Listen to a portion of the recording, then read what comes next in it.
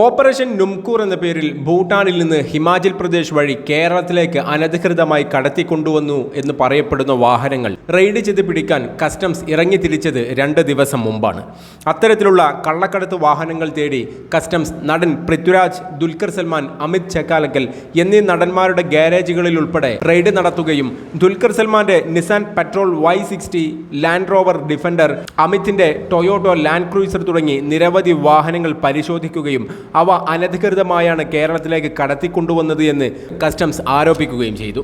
ഇതിന് പിറകിൽ തീവ്രവാദ ബന്ധമുണ്ടെന്നും കള്ളക്കടത്ത്, മയക്കുമരുന്ന്, ഹവാല തുടങ്ങി രാജ്യസുരക്ഷയ്ക്ക് ഭീഷണിയാകുന്ന ഗുരുതരമായ പല കാര്യങ്ങളും ഈ വാഹനക്കടത്തിന് പിറകിൽ ഉണ്ടെന്നുമൊക്കെ വിശദീകരിച്ച് മലയാളി കൂടിയായ കസ്റ്റംസ് കമ്മീഷണർ ടിജു മാധ്യമങ്ങൾക്ക് മുമ്പിൽ വാചാലനായി. ഭൂട്ടാൻ പട്ടാളം ഉപേക്ഷിച്ച ഇത്തരം വാഹനങ്ങൾ അവിടെ നിന്ന് കുറഞ്ഞ വിലയിൽ ലേലത്തിൽ പിടിച്ച് ഇന്ത്യൻ അതിർത്തി കടത്തി ഹിമാചൽ പ്രദേശിലെത്തിക്കുകയും അവിടെ നിന്ന് രജിസ്ട്രേഷനും മറ്റു അനുബന്ധ കാര്യങ്ങളുമെല്ലാം പൂർത്തിയാക്കി മറ്റ് അംഗീകൃത ഡീലർമാർ വഴി കേരളം ഉൾപ്പെടെ ഇന്ത്യയിലെ നിരവധി സംസ്ഥാനങ്ങളിലെ ഉപഭോക്താക്കളുടെ കൈകളിലേക്ക് എത്തുകയും ചെയ്തത് ഇത്തരത്തിൽ 1000-ഓളം വാഹനങ്ങളാണെന്നാണ് കസ്റ്റംസിന്റെ ആരോപണം. ഇങ്ങനെ വിവിധ വർഷങ്ങളിലായി ഇന്ത്യയിലേക്ക് എത്തിച്ച വാഹനപ്രേമികളുടെ ഇഷ്ടവാഹനങ്ങളായ അവർ നിയമാനുസൃതം തന്നെ സ്വന്തമാക്കിയ ഈ വാഹനങ്ങളുടെ ഇന്ത്യയിലേക്കുള്ള വരവ് അനധികൃതമാണെന്നും രാജ്യസുരക്ഷയ്ക്ക് ഭീഷണിയാണെന്നും പറഞ്ഞ് റെയ്ഡിനിറങ്ങിയ കസ്റ്റംസിനോട് തന്നെ പൊതുസമൂഹം ചോദിക്കുന്ന ചില ചോദ്യങ്ങളുണ്ട്.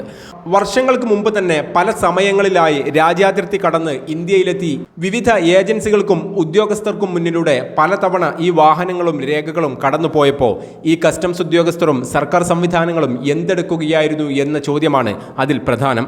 ഇപ്പോൾ കസ്റ്റംസ് ആരോപിക്കുന്ന ഈ തീവ്രവാദ കള്ളക്കടത്ത് ബന്ധമുള്ള 1000-ഓളം വാഹനങ്ങൾ എങ്ങനെയാണ് ഇത്ര ഈസിയായി അതിർത്തികൾ കടന്ന് ഇന്ത്യയിൽ എത്തിയത് എന്ന മറുചോദ്യം കസ്റ്റംസ് കമ്മീഷണറെ ശരിക്കും വെള്ളം കുടിപ്പിച്ചു. കമ്മീഷണറും അദ്ദേഹത്തെ കൊണ്ട് ഈ നാടകം കളിപ്പിച്ച ഉന്നതരും കാര്യങ്ങൾ കൈവിട്ടു പോകുന്നു എന്ന തോന്നൽ വന്നതോടെ പിന്നെ പത്രസമ്മേളനത്തിൽ കണ്ടത് നാടകീയ രംഗങ്ങളാണ്. പത്രസമ്മേളനം നടക്കുന്നതിനിടെ കസ്റ്റംസ് കമ്മീഷണറുടെ ഫോണിലേക്ക് ഒരു കോൾ വരുന്നുണ്ട്. ആ കോൾ അറ്റൻഡ് ചെയ്ത് അദ്ദേഹം സംസാരിക്കുന്ന ശൈലി കണ്ടാലറിയാം അതൊരു ഉന്നതൻ്റെ കോളായിരുന്നു എന്ന്. പത്രക്കാർക്ക് മുന്നിൽ വെച്ച് തുടരെയുള്ള സാർ വിളിയും അടക്കിപ്പിടിച്ച സംസാരവുമെല്ലാം ഏകദേശം 3 മിനിറ്റോളം നീണ്ടുപോയി.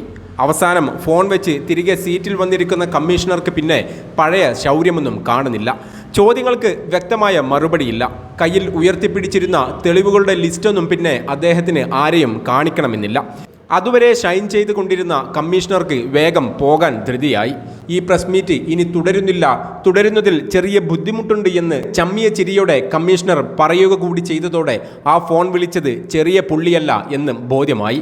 മറ്റാരെയോ ഉന്നം വെച്ച് കേന്ദ്ര സർക്കാർ തൊടുത്തുവിട്ട ആ വെടിയുണ്ട സ്വന്തം നെഞ്ചിലേക്ക് തന്നെ തറച്ചുവെന്ന് അവർക്ക് ബോധ്യമായി കാണണം.